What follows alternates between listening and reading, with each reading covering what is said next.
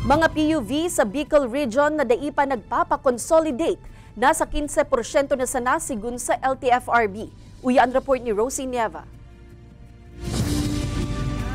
2 semana antes ang deadline kan PUV consolidation. Day pagiraray nakakapakonsolidate ang jeepney driver as in operator na si Rolando. Sigun sa iya, mayo man siyang problema sa modernization program kan gobyerno. Alagad mayo pa kaya siyang pondo para digdi. Single operator ako, gusto ko magpakonsolidate programa kang gobyerno.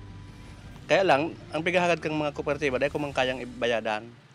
Sa datos kan LTFRB Bicol, nasa 85% na sa mga PUV na kinababalehan kan PUJ as in UV Express sa rehiyon ang consolidated na. Huli kaini, nakatalaan man nasusugon kan opisina ang natatadang 15% nganing maaraman kung taano tadai pa ini nagpapakonsolidate. Kaya tinitingnan namin ito, hinihimay namin ito na baka itong 15% na ito na natitira, ang iba nito talaga ay hindi na nagbabiyahe ang mga units, baka sira ito.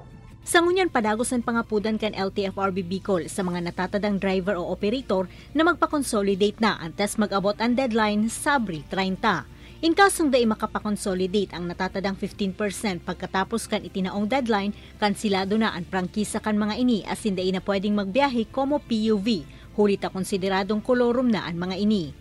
Pinara man kan LTFRB ang paghandal kan pirang pasahero na tibaad maapektaran sinda kung magkaigwanin kakulangan sa mga mabiyahing lunadan.